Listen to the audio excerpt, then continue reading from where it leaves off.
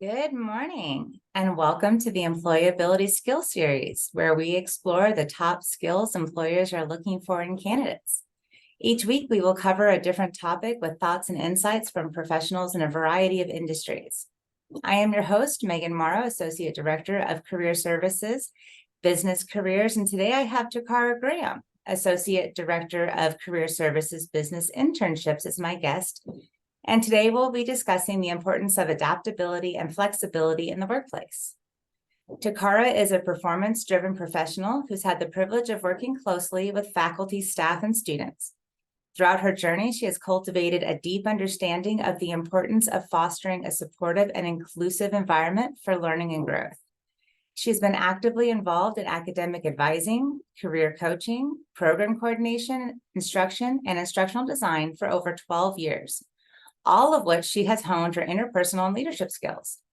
She has dedicated her career to enriching educational experiences, mentoring future leaders, and contributing to innovative curriculum development. As an advocate for lifelong learning, she believes in the power of education to shape individuals and society. So good morning, Takara. Thank you so much for joining us today. Good morning. You're so welcome. Great. So can you tell us a little bit about yourself and how did you get into this industry and like what your career path has been like? Sure. So I have been in higher education for about 13 years at this point. I started out in admissions, actually, like fresh out of undergrad, and was really and truly just looking for a job. I didn't think that this would be a career. I didn't think that I would even like higher education, but in fact, I did. So I started out working in admissions, graduate admissions, helping graduate students get into graduate school, enrolling them into different programs. And I just developed a love for higher education and just seeing how it can really change a person's life for the better. And so that led me to go back to school, graduate school, to pursue a master's in adult education and human resource development. And so from that, I just continued to work in higher education in different capacities. So I left admissions and then I went to program coordinating. I started along with the program director, a MSN F&P program. And then I started working for the University of Miami, doing academic coaching and advising for graduate students there, and then started working at a private Catholic college in Miami, Florida, doing academic advising and then instruction, and just kind of continued on the path. So I've pretty much tapped into every area you can think of in higher education. Very nice. And how long have you been here at Florida Southern? I've been here since 2021, October. Wow, okay. Yeah, so I think it's like the 21st or so, my anniversary is coming up. Nice. Mm-hmm. Happy early anniversary. Thank you. All right. So today we're talking about, like adaptability and flexibility. So what does that mean to you and why is that important in the workplace? Sure. So, I mean, adaptability and flexibility are key things or key skills, I would say, that you'll need to have in any workplace. And I can just use COVID as an example, right? So everyone was, going about their daily lives, doing things that they normally do. And then boom, COVID happened. This shutdown, massive amounts of people were getting sick. Unfortunately, were passing away. And we had to be indoors and we had to pivot. We had to be flexible. We didn't know what that would look like with our employers. For me, I had just had a baby. I was on maternity leave and I did not know what that would look like returning back to work. So I had to be flexible and I had to adapt to our new norm, which was homeschool with my kid, Yes. my newborn, and also working. And I was working for Ross University, which is a medical college, and I was helping students get into different areas of study for doctors, and it was hard. I'm not gonna lie, it was hard, but just being flexible and adapting to what the new norm was, staying inside, working from home, being flexible. If a student, you normally would like meet or speak to a student at 8, if these are like doctors or students who are in their residency and it's COVID, it's insane. So they don't have that time. So just being flexible, maybe you need to talk to them after 5. maybe they're going to hear your baby in the background crying. So just, being able to roll with the punches. And even outside of COVID, you just have to be flexible and adaptable in any setting, career setting, or setting in life that you're in, because things happen outside of your control. Oh, all the time. I know. I was thinking about COVID as well when we were putting this together. I know for me, my kids they went on spring break and then they just never went back. My daughter. Yeah, it was very, very disruptive. Mm-hmm. Especially, they were young. I had a kindergartner and like I think a sixth grader. Mm-hmm. And it was like I didn't say goodbye to my friends. It was kind of weird. We didn't know what was going on. And luckily, I was able to work from home too. But yeah, it was a huge shift because now my Absolutely. 5-year-old is doing Zoom calls Absolutely. for kindergarten. And Absolutely. yeah, it was really strange. And, you couldn't see family and you couldn't, go out and do the things that we normally do. We couldn't have Right. a community pool. We couldn't have friends over. But I think for me, like, having to adapt because I was still in grad school at the time. I was Oh, doing it okay. online.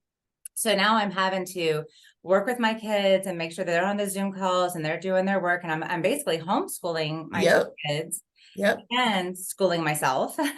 Right.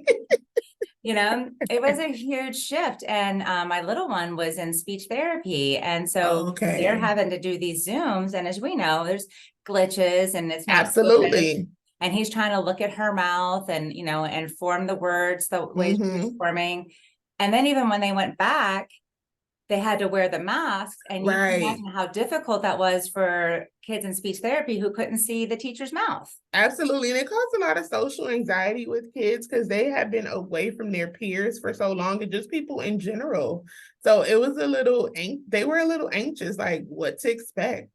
Right, right. Yeah. And then when they did go back, they had to wear the masks and Mm-hmm. then they had these like plastic partitions to Yep. separate them from their friends. Mm-hmm. And, Mm-hmm. for a 5-year-old, it's like, what is going on? Absolutely. And then they could take these mask breaks and they'd have to go outside and they had to stand 6 feet from each other and they could take their masks Mm-hmm. off, but they couldn't play, they couldn't touch Yep. each other. Even when they would have snack, they would have to like pull their mask down, take a bite, put their mask up, and then Yep. It was insane. it was insane and it was disgusting. Yeah. Getting those masks and trying to walk, I'm like, whoa, there's like all these like cheese and crackers. And I'm like, I know, ew.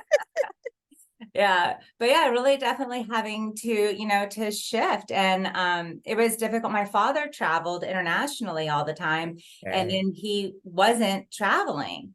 And that was a huge adjustment, especially because my mom and my dad are used to my dad always traveling. So all this Right, hard right. So that dynamic shifts yeah. drastically. Good, bad, or indifferent. Yeah, absolutely. Yeah, it's a huge shift. And then just being flexible. Now we see a lot of remote Remote work work. or hybrid Absolutely. work.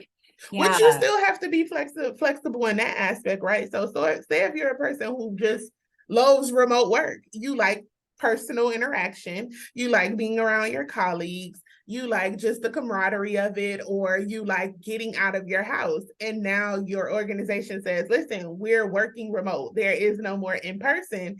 You Yes. have to be flexible and you have to adapt to that, whether it's setting a routine of getting up a few hours before your actual shift or day starts and kind of just, self-care.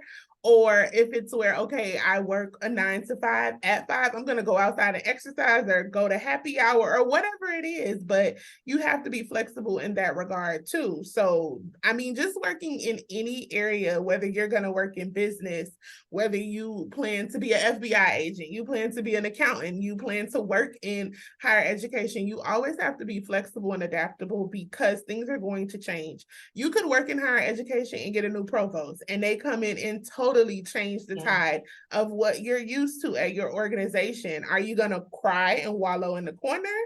Or are you going to see what it is that they're, what changes they're wanting to do? How is that going to affect you directly, and kind of move into that and grow into that, what that new space and role would look like for someone? Well, yeah, I mean, just look at us. We just had to do that recently when Absolutely. yeah, when our executive director was promoted. We got a new executive director. And then also when we merged under student life, so now we Absolutely. have a much bigger team than just our small career services team. Correct. So learning to adapt to that and seeing what they're doing and the good things that they're doing on campus and being able to be involved in those endeavors as well. So that was something that you and I have just gone through. So that was something, Absolutely. absolutely. And I we know, had to be flexible with that. And we yeah. pretty much, I mean, we personally weren't affected so much, but there are colleagues of ours that were affected. And you have to just do it Yeah. until Yeah. you don't want to do it anymore, if that's where it goes. But you just have to do it. And you have to do it with a smile. Yeah. You may not like it, but you have to do it with a smile. So for everyone, once you're getting into your chosen careers, things will change. Change is inevitable. So you have to roll with it. You may not like it, but you cannot go into your organization showing that you don't like it. Talk to God, talk to a friend, write in a journal, listen to some music, whatever it is that you need to get your head in the game, do that. But change is something that is going to come Yes. within your organization, and you have to be flexible. Absolutely. Absolutely. To me, being adaptable can be important when working on projects or developing strategies and implementing different approaches to meet goals. Absolutely. Yeah. And I also think about showing adaptability skills is it reveals how motivated you are, to try new things and learn new skills. And that to me would be super attractive as an employer. Can you speak a little bit about that? Sure. So just if I'm looking from a lens of an employer, I want someone who's going to be adaptable. Let's say you are a project manager or you're working on a new project and we've just hired someone to assist you with that project, right? And they come in with a total different framework of how things are supposed to be done or how they want it to be done. You may not necessarily agree, but you would need to, listen and hear them out and see if it's going to be the best response or the best way to do it. And, your manager may say, well, we need to adapt that strategy because that's going to work best. You can't fill away, basically. You need to adopt or adapt to it. Yeah. I'm thinking about a time when I was teaching high school years ago. I got into my sweet spot. I was teaching AP psychology. I was absolutely in love with it. I was just, grooving and jiving. I had some world history sprinkled in there too. So two things I'm really passionate about, history and psychology. And then out of the blue, my principal came to me and said, okay, I want you to build this program. And it's going to pair incoming freshmen with some upperclassmen because, as you know, that transition from middle school to high school is rough. And I taught at a rough school that had a lot of behavior issues. And so we were trying to combat that. And I didn't want to. I was like, no, I don't want any part of this. I love what I'm doing. And then it was voluntold. I was like, no, you're doing this. And it was a little difficult. But I tell you, once I, like you said, got my head in the game and I was like, okay, this isn't necessarily how I saw my future there. But then once I dove into it, I thought I loved psychology. I loved this way more. See? And 3 years I poured into this program and it became something so amazing. And what was really cool too was that the faculty didn't understand what it was because you couldn't see it, touch it, there was no way to test it. And so they had a hard time with it. And so then I did a presentation in front of the entire faculty about what we were doing. And we literally saw once the faculty got on board and they were like, okay, this is a good thing. And we saw a huge decrease in our behavior referrals in our freshmen, all because of this. Something that we would have continued to struggle with had I had continued to be resistant and said, no, I'm just not doing it. I probably would have been fired, honestly, because you don't tell your boss, Right. I'm not doing that, Right. You don't have that luxury of being the boss. No. Yeah. Okay. Also, too, when I think about adaptability, I also think there are some more of our kind of our transferable skills, kind of, if you will, interpersonal skills, creative thinking, problem solving. We kind of talked about communication and creative thinking and problem solving in previous calls, but what about interpersonal skills? What are those and why are those important in the workplace? Those are so important. I mean, they're important for character development, right? And professional development. So just who you are as a person. So when you go into any organization, A lot of you will be graduating soon, and you're finding your groove and where it is that what area you want to go into or what organization, because a lot of times now we base our roles off the organizations that we want to work for, right?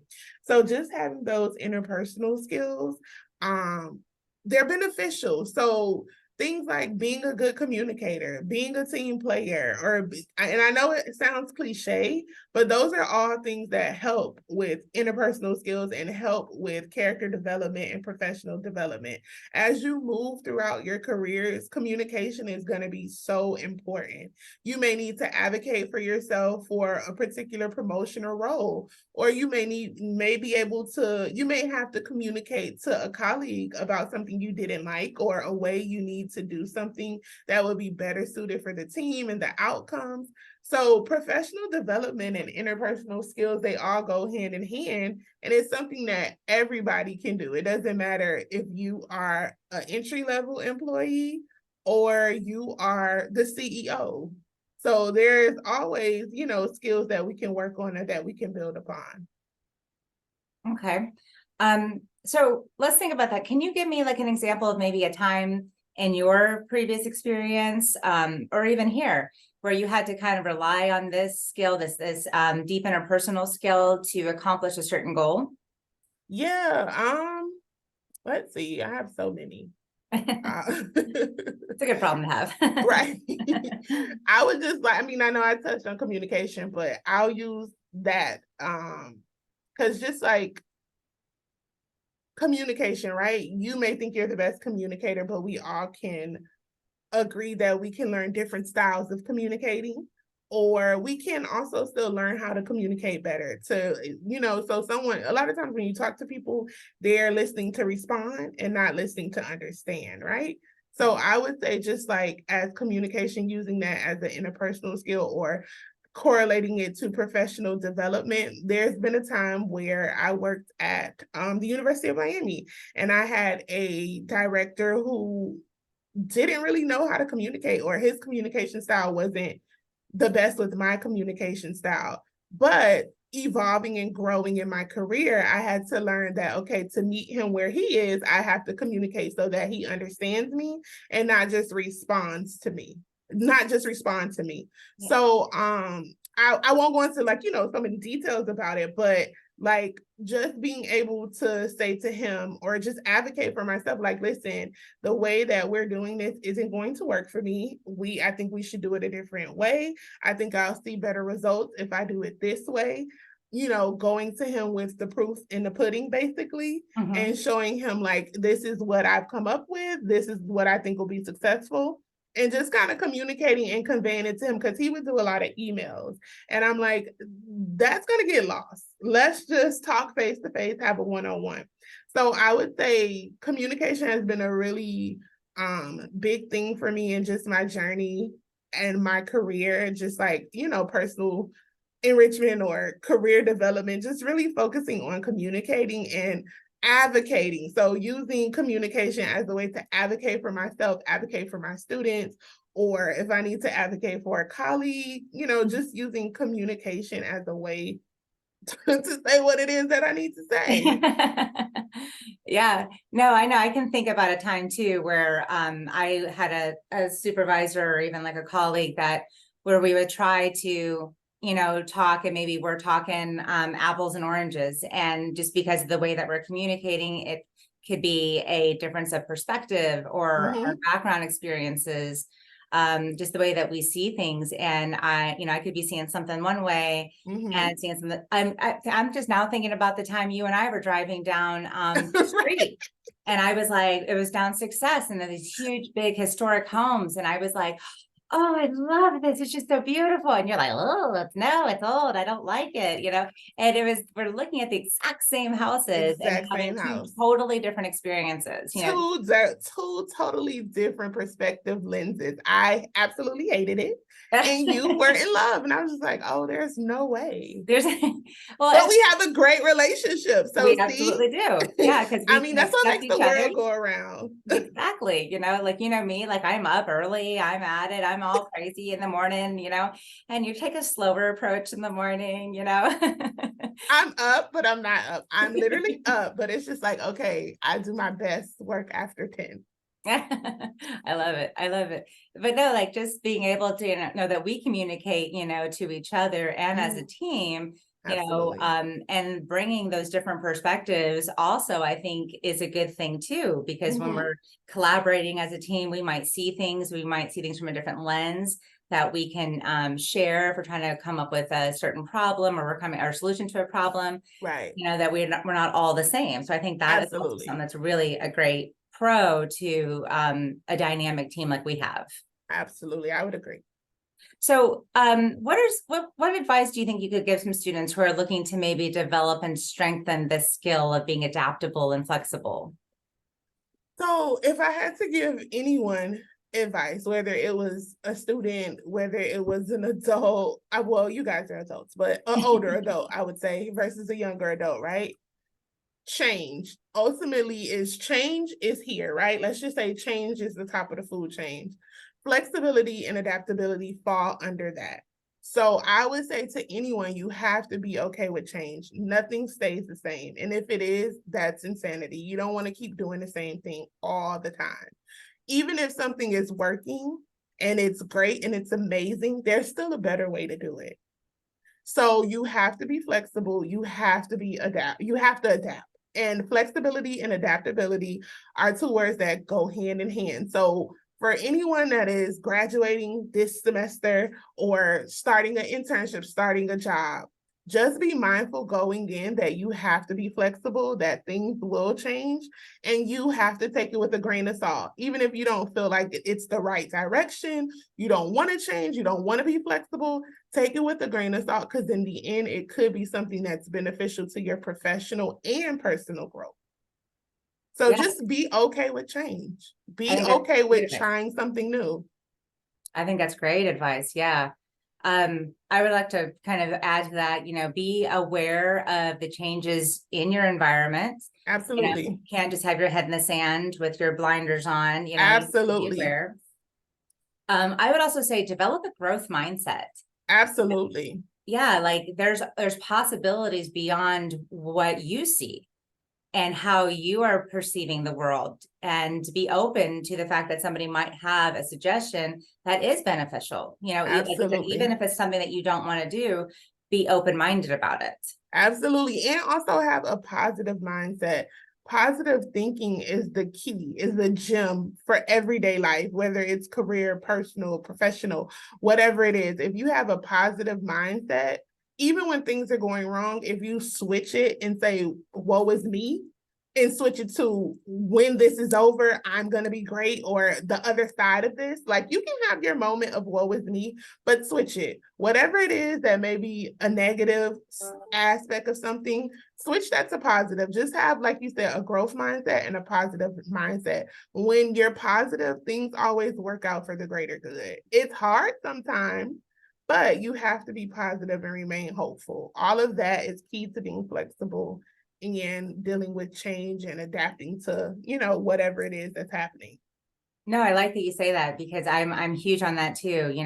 Don't worry about, don't have the what is happening to me attitude. Have more of a, okay, how can I make this, whatever it is, how can I turn this around and be a positive? Why is it like, how is this happening for me? Why am for I me? going Yeah, instead of to me. like right? Yeah, it's not to you, it's for you, whether it's for you to grow, whether it's for you to learn, whether it's for you to not do this again. Yeah, true. Yeah, I know it's cliche, but that saying, life is, 10% what happens and 90% your reaction to it or how you handle it. I think that is huge. Absolutely. Yeah. I would also encourage students to, set goals for yourself. Yep. And hold yourself accountable through self-reflection. I think growth happens in the reflection when you set goals for yourself, and you kind of like start looking at the bigger picture of things and not just what's immediately right in front of you, which you miss, right, the forest for the trees. Absolutely. I would share just a piece of like advice to you guys. What I did when I was in undergrad, like I would say my junior year, I had a like sticky note or like a poster posted on my apartment wall of my immediate goals. So 5-year goals, right? And I would look at that every single day, basically manifesting, but I wasn't really sure what manifestation was at that point, but basically manifesting. And I would advise whatever your short-term goals are and long-term goals are, write those down. Look at it every day. If you're into vision boards, do a vision board, because essentially you're manifesting the things that you want. You're seeing it every day. You're going to go towards it. You're driven to get it done. So I know I did that and it really worked. Like I looked back on it at some point and I was like, wow, I've done 4 of the 5 things that I have here. And it's a thing. So I would say write down what your immediate goals are. If you don't have immediate goals, write down what your long-term goals are and just kind of reflect. You could put it as a screensaver on your phone. You can write it in a journal. You can write it as a note. You can put sticky post-its on your bathroom mirror or create a vision board, put it on your wall. Whatever it is, write it down. A goal written down, or a dream written down turns into a goal, which then becomes a success. So write